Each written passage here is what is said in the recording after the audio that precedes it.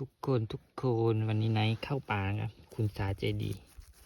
นี่เห็ดพึ่งหวานดอกแรกนี่ข้างบนนี่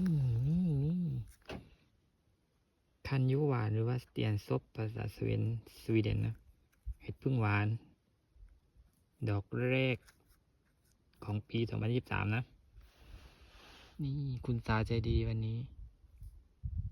เป็นไงล่ะไปลุยกันต่อครับ